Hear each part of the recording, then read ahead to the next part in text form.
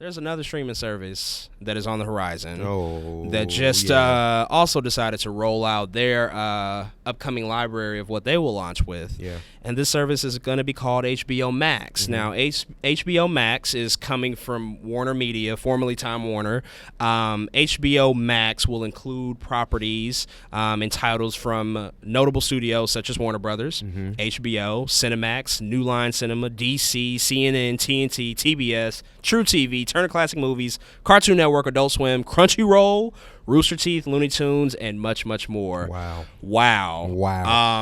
That's a lot of shit, man. I don't even know where to begin. Like, wow. I didn't realize, like, before they did their launch sort of announcement and conference, how much stuff they really had under their belt and how much that they could pull from. As soon as they start naming, like, main TV networks, right? Like TNT, and I was like, oh, is this what y'all do? Like, TBS? TBS. And it makes sense, though. Like, but I just never put two and two together. I mean, even CNN, like, we're talking about, CNN. like, the largest news organization in the world, basically, and, like, they have access to any and everything with that network. So it's like, we just got to dive into it. So I mean, they did this launch this launch announcement a couple of weeks ago, I think, and they announced that it will be coming May 2020. They're launching with 10,000 plus hours of content, so it's going to be on par with, I think, Disney Plus and other streaming services. They also revealed that the new shows that they're going to develop, all the original content shows, will be released weekly, as they should be. As they should be. It's I HBO. Agree. Yeah, right. HBO's always done that. They're not abandoning, you know, what they HBO is still going to be a cable network. Right? Yeah, like exactly. You can still go get Time Warner Cable, which is funny, and have and have that separately, and still have an HBO channel. Yeah. I've actually had a lot of questions, so let's try to clarify this. Like, I've had a lot of people ask, like, what's the difference between HBO Max, HBO Go, HBO Now? People don't really understand, like, what's the difference? What else are they getting with this new streaming service? Like, let's just try to talk through this. Like, what are people going to get with HBO Max versus what they already are getting right now, or what they might not already be able to have access to? So we know HBO Go is if you have a cable service and you already have an HBO package that you can log in with your TV credentials, right? And so you really don't got to do nothing. You just got to log in and you have access to all HBO stuff, right? So HBO Max, when they're announcing all these titles at the bottom of the page, they're like, click on this page because we have a surprise for HBO Now users. So HBO Now is already a service. It's $14.99 a month. But again, HBO Max is just the new HBO Now to me. Basically, it is turned an up to like the 10th degree. Yeah, to the 10th degree. So HBO Max is HBO Now, but you don't have to pay anything extra. It's still $14.99 a month. You get the same everything as long as you are still billed through HBO. Oh, okay. So there's a lot of people out there who are billed through, I don't know, Google Play, or some people have like an extension on Amazon or Hulu. Yeah, you're right. You should probably just switch your subscription service over to HBO Now, though you don't have to worry about it when HBO Max comes out. That's actually, I didn't know that. That's actually a good thing to sort of point out. As long as you're billed through HBO Now, it'll be the exact same price. Well, I'm pretty sure it'll be the same price anyway. Sure. But I think they just wanted to add that contingency just to get you to make sure you just bill through HBO. Yeah, I don't know. it probably is for their numbers to count their subscribers and stuff like that. Yeah. So good to break that down. So if you didn't understand, those are the differences between their three different sort of packages. So they also announce all of the stuff that will be available. So there's a lot of, obviously, backlog content, licensed content that they're going to have access to. They won South Park, man. They have the streaming rights to South Park. That is crazy. Every episode ever.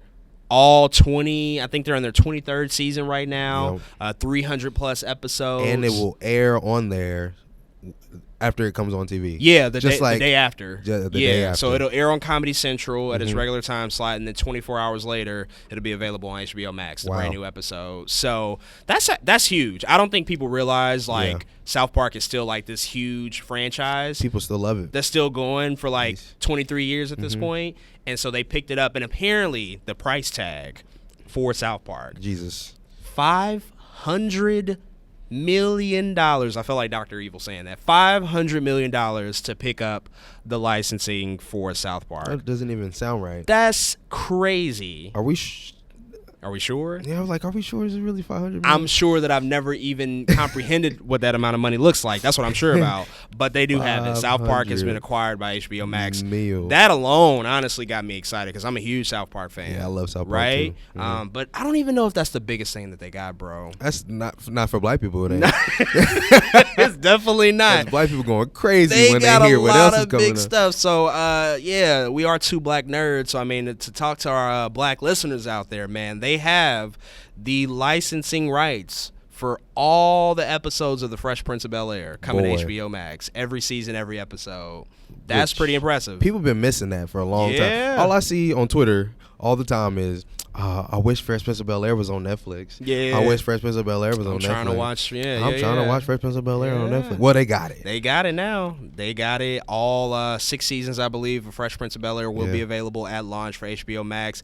I love me some Fresh Prince, man. That was a show that I loved watching growing up, and I could rewatch it over the same episodes. And over. I know words all the time. I can probably verbatim spit 10 episodes. Yeah, nah, for sure. By itself. Yeah, for sure. It's gonna be really, really cool to sort of go back and revisit Fresh Prince. But again, man, I don't know if that's the biggest thing that they picked up, man. Nah, you don't think I don't know. I can't speak for myself, but I know that there is a huge fan base out here that loves them some Friends. There's a lot love them some Friends, man. That's another big pickup. That also, I'm sure, cost them a lot of money to get Friends. But they, how do you? I don't even know the song. I gotta watch Friends, man. I gotta get into it. I gotta get into it. It's good. Yeah. So a lot of people, actually, this has also been a hot topic. Yeah, Friends has been a hot topic recently. For whatever reason, I think ever since people found out it was going off of Netflix. Yeah, well, Netflix paid for 1 year $100 million, and I think people were like, "Well, wait, damn, like $100 million for a year for Friends? It's like, that popular. It is that popular, right? And like the cultural impact that it's had, and like I know the merchandising has like gone through the roof, like just like the memorabilia you see about Friends. Kyrie Irving has a freaking shoe that has Friends on the side of it. Yeah, it's an iconic sort of show and thing like that. So they picked that up. That's going to be a big thing. And I still have yet to watch this other show that they picked up, but I do want to watch it at some point. The Big Bang Theory. That's another big show that they picked up. That's one of my favorites. Oh, yeah. So I got to watch that. As a nerd, I just every episode, there's at least 2 laughs coming out. Oh, man. Well, they really got some impressive stuff already lined up, but I don't even know if that's like the most exciting news, man. The new stuff that they decided to hint at and sort of like let us know is like on the way.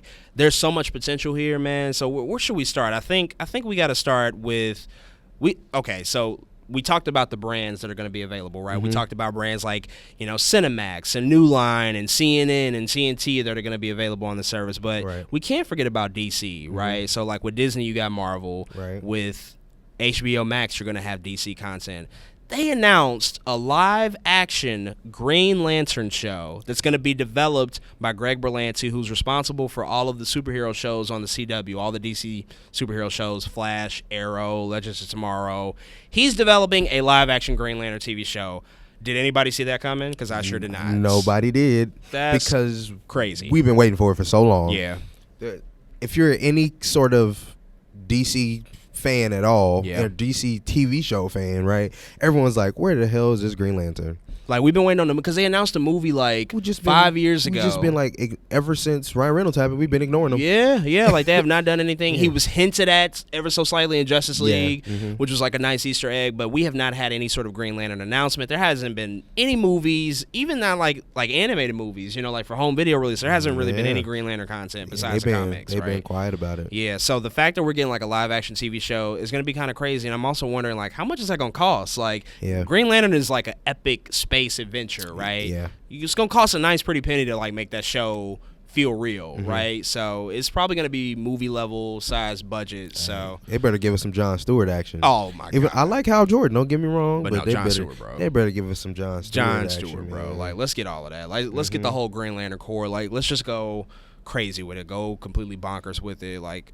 That's Jessica Cruz. Oh man, a nice Jessica Cruz. Yes, like please do that. If you don't know Jessica Cruz, please the woman do your Googles. Hispanic. Yeah. Green Lantern. That would be so much potential with There's that. a lot of potential there. So much potential. They gotta really take that above and beyond. That'd be I'm amazing. looking forward to that. Mm-hmm. The Boondocks is coming back. Oh. New episodes of the Boondocks will be airing, and I think they're also going to have the first 3 seasons as well available, plus new episodes. The Boondocks is, I mean, practically one of the most culturally relevant and impactful shows of modern times, I would say. When it aired, it made all the airwaves. It was always a hot topic of conversation. So the fact that it's coming back after so many years of being gone, hey, man, that in and of itself has my money. Like, Easy. I know I'm going to be watching. It's the Boondocks. Yeah, it's the Boondocks. Again, we talked about last week's episode with John Witherspoon. The only thing I don't know about the show is how much they got done. Right, with him, for John Witherspoon. Yeah. And I just pray they have enough to make this season, I don't want to say incorrectly, but you know what I mean? I just want it to go out right. Yeah, and send them off on a high note. A couple other things they also announced, like Sesame Street is coming back. They have 50 seasons of Sesame Street. So they got this TV show coming out with Elmo. Oh, yeah. Called the Not Too Late Show. Yeah, with Elmo. And I think it's going to go crazy. It might actually. I actually think it's going to go crazy. There's a demographic out there for that. And I mean, you're talking 50 seasons of Sesame Street. I used to be a really big Elmo fan. That's wild. I'm with it. And then, I mean, they announced so much stuff, man. It's almost hard to keep up. Like, I know that they announced a show with, was it Lupita Nyong'o is going to get, she's going to produce her own show. Yeah, so Denai Guerrera. She wrote something called Americana, I believe. Okay, yeah. And she got Lupita to produce it. So it's definitely possible they both could show up in the show, right? I really don't know what it's about. But the fact that they're these two crazy powerful black women in this industry are bringing us some content is already crazy to me. Yeah, man. I think that's the whole thing about these streaming wars. The positive aspect to it, I mean, obviously I think it's going to probably divide the audience, and there's so many options, it's hard to choose. But I think the positive thing is that we're seeing so many things get made that would never otherwise get made. Yeah. Just because of how much is available now with the platforms. Like, you don't have to put something out in theaters because you're sort of beholden to box office results. Like, if you don't make money off of a movie, it's not going to get made. Whereas a streaming service, the stakes are a little bit lower. You can take more risks.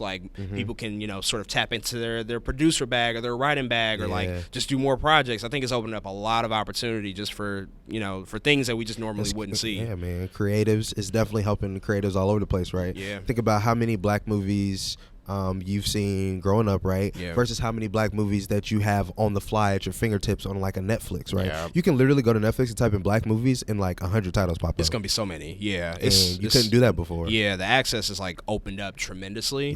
For the landscape, and so I think that's a positive thing. It's a lot of content. Of course, you're not gonna see everything, but I think that's kind of the point. We have so much that it's a cool opportunity to just be able to curate and pick and choose what fits your interest, right? But just to know that it's out there, if I do ever want to dive into this stuff, it's available and I can. I think that's a good thing. They need to take one step further. HBO Max, they need to. You got Fresh Prince. True. Go get a different world. Go get Living Single, right? Yeah, you kind of gotta grab all of those while they're available, right? Get your black viewers. Yeah. I mean, people gonna be like, man, they just trying to get black viewers. So, well, yeah, obviously the content's there. That's the demographic. If Girlfriends was on HBO Max, you tell me you wouldn't go. Oh, Girlfriends on HBO Max. I will. I'm grabbing HBO Max yesterday. All 10 seasons of Girlfriends. Especially, I've been talking to people about this recently. How Friends was bitten off of Living Single already. Oh yeah, that concept. The was whole taken concept from was taken from Living. Yeah. Living Single came out 93 or something like that. Literally a year later. Yeah. No one won't. No. Yeah. No, Here comes Friends and becomes one of the most popular TV shows ever. Right. So. Yeah, no, I agree. Go get this other content, right? Go get all this other black content. It's a lot of stuff that people do want to sort of revisit. We're also in a nostalgia sort of era, where people do want to relive this stuff. A Different World had a huge revitalization on Netflix. I remember Amazon Prime too. Yeah. I remember when it debuted, so many people I knew were talking about it and watching it and stuff like that. And I think that's a good thing to revisit that stuff. So if they want to, like you say, take it a step further, man, it's so much still out there that they can go out and sort of license out and really make them a strong competitor in the game. Right. So it's a lot to look forward to, but they got a lot coming.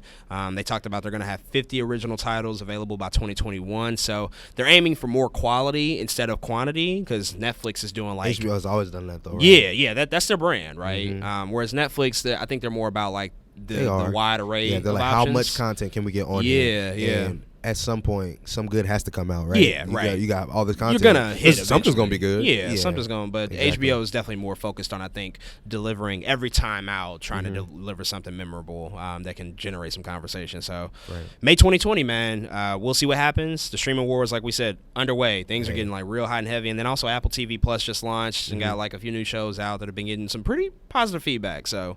Things are really heating up already. So streaming wars are underway. What are you going to be subscribing to? What are you going to be paying for? Are you going to be paying for anything? Are your wallets going to be able to survive the streaming wars? Hey, we'll see what happens. I'm going to have to revisit my budget. Well, I know for me, technically nothing changes. Because HBO Max is already the HBO I pay for. That's true. It's already I already have Prime. Yeah. My mom pays for Netflix. Yep. Oh, that's how you do it. My mom pays for Hulu. Yeah. And I pay for Disney Plus. That's what we're gonna have to steal some passwords. Gonna have to get shared. Some accounts gonna have to get. I think we need to start doing math on how many consecutive streams can happen and fulfill that, right? Yeah, true. Like if there's an account that says 4 consecutive streams, 4 people maybe should have that account. Yeah. That way everyone's saving money across the board, right? I think there may be too many accounts out there where it's 4 consecutive accounts and only 2 people are watching it. That's true. Just get 2 more people on there. That's a smart way to do it. It can't hurt anybody. Yeah. It's way more economical. It's a smart way to do it. Yeah. That's how you can take advantage of almost enjoying everything. Everything, right? Because you can. Sort of divide that up across every platform. Look, I pay for half of the stuff, my mom pay for the other half, and we good. We got it. That's how you do it, man. Still cheaper than cable. Let us know what your method's going to be. Let me know any tips or tricks you got, or if you need a streaming partner to help pay for half or something, let me know, because there's a lot coming, y'all. It's a lot coming. It really is.